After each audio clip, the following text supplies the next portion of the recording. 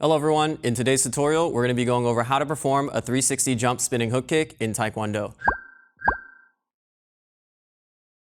Before attempting this kick, I do recommend you know how to do a spin hook kick, and it would very much help if you know how to do a 360 jump turning side kick, which we have tutorials for. Additionally, I do recommend you warm up and loosen before attempting any of these kick progressions, because this kick is very high impact on the lower body joints, especially the ankles. So be sure to warm up and loosen to help prevent any injury. With that being said, let's go ahead and get started. Today, I'm going to show you 5 different breakdowns for this kick. Let's go ahead and start with breakdown number 1, which has 8 steps in it.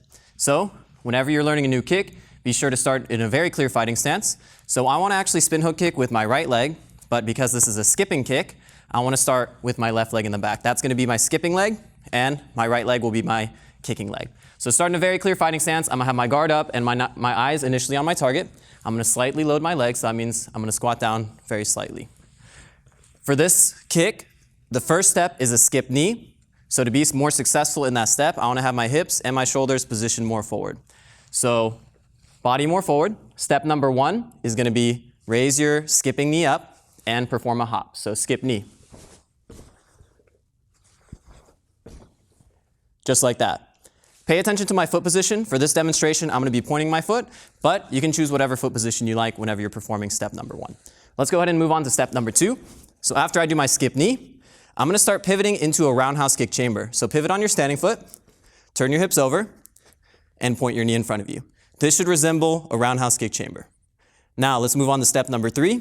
Point your knee at the ground and bring your feet together, naturally pivoting as you go through that step.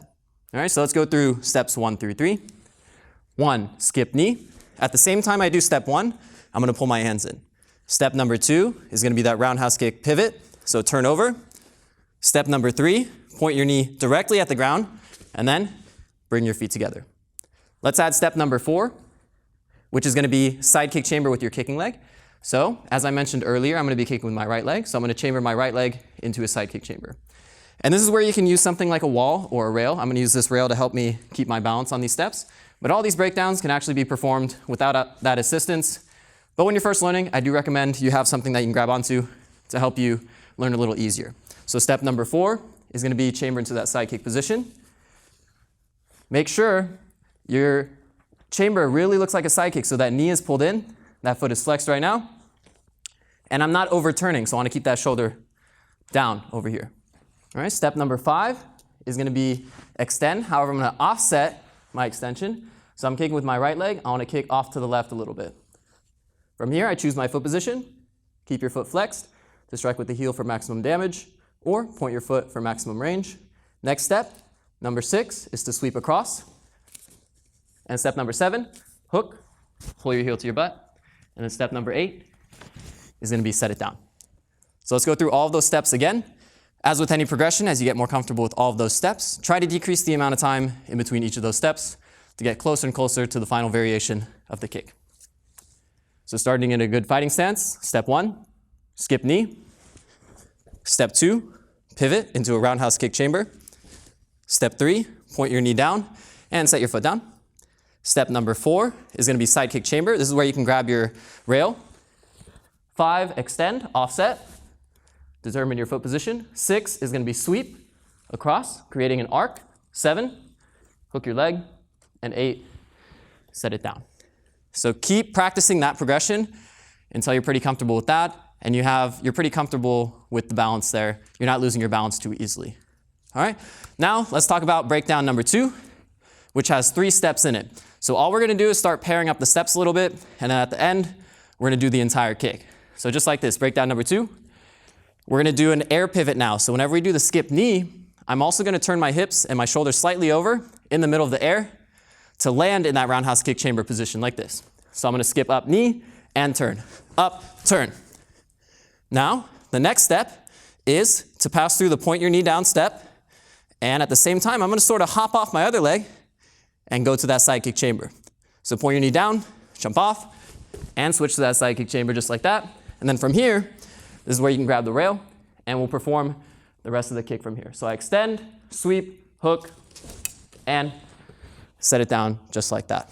Let's go through breakdown number 2 one more time. Skip knee turn. point your knee down, set it down, and switch into that side kick chamber. And then from here, grab your assistance and perform the rest of the kick. Extend, sweep, hook, and set it down. Let's talk about breakdown number 3 now, which also has 3 steps, but we're going to stop after the first skip knee. So breakdown number 3, you're going to skip knee and stop. Now from here, I want you to try to pass through the next 3 steps from the original breakdown, which is the turn and the switch. All right? So point your knee, and then you're going to set it down and raise your other leg up just like that. That's going to be the next step. And then this third step in this breakdown, do the rest of the kick. Just like that. So breakdown number 3, step 1, skip knee. Now turn, set your foot down and switch. Trying to make that one smooth motion without overturning. Get your assistance. And step number 3, extend, sweep, hook, and set it down. Keep practicing that until you're comfortable with this breakdown. Do not over-rotate. So if you grab both arms on the rail, that will really help you make sure you're not over-rotating. All right? If you feel like that chest is coming off, then keep practicing that. It's not as much turn as you think. Really focus on the up part of your skip. Once you're pretty good with that breakdown, let's go ahead and move on to breakdown number 4, which only has 2 steps in it. So this breakdown is really going to show you if you're overturning in this kick or not. So from the original breakdown, we're going to pass through the skip knee, the turn, the setting your leg down, and the switch all in one smooth motion. So this step you should stay on for quite a while until you feel very comfortable with this step. You're maintaining your balance and you're not over-rotating on this step. So watch, skip knee, turn, and then set the leg down and switch into that side kick chamber just like this. Up, turn, and switch. Finding your balance. And then from here, if you want to use the assistance, you can. Just do the rest of the kick just like that. So watch that breakdown again. Skip knee, turn, and switch. Land, and then do your hook kick just like that. All right? And then as you get more comfortable with breakdown number 4, put as little time in between each of those steps as possible, and that will get you super close to the final progression. So let's go ahead and talk about the final version of the kick. Now, you just combine those 2 steps together. Extend your hook kick out before you land, and then sweep across and try to get that hook out before you completely land, just like this. So really focus on that knee up. Do not overturn, and still remember all of the technique that we went through in all of the other breakdowns. So I skip up, and then do the rest of the kick. I turn over, switch into that side kick chamber, and then do the spin hook kick, just like that. All right, keep practicing because this is a very difficult kick, so it is going to take some time to develop this skill. So be sure to just consistently practice, and you'll see some improvement. Next, let's talk about some tips to help you improve your skip hook kick here, because this is a very difficult kick. So whenever you're starting, make sure you start with your hands up, and your eyes should be on your target. Do not immediately look over your shoulder as you're performing this kick. You want to make sure you keep your eyes on your target as long as possible. Okay, if you turn over too early, it's going to be difficult to keep your coordination during the spin.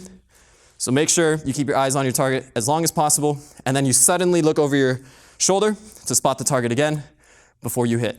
Also, depending on how you want to kick, how much distance you want to travel, you should change how you skip with your knee. So if I want to travel more forward distance, I'll skip more forward. If I want a higher kick, then I want to skip more straight up just like that. And with any hook kick, whenever you're performing it, to get more power, I want to drive my body the opposite direction. So when I'm hooking, I need to think of a down punch or driving my shoulder down the opposite direction just like this. Drive the body down. So you want to try to do that whenever you're performing the spin hook kick, even in this variation, to give you a little more power with the kick. And the single biggest tip I can give you for this kick is do not overturn. It's very easy to overturn in this kick. It's only turning your back here, and then the sweep of your hook kick will carry you through the rest of the kick. Also, with any jumping kicks, be sure to try to land on the balls of your feet whenever you're recovering out of the kick to help prevent injury and have lower impact on those ankles. So after I perform the kick, I'm landing, I want to land on the balls of my feet. Okay? Of course, that first landing leg is going to take the majority of the impact, but I want to try to set that kicking leg down soon after so I can spread the impact out onto that other foot as well. Just be sure to try to land on the balls of your feet so you can soften that impact and have a very smooth landing and recovery out of the kick.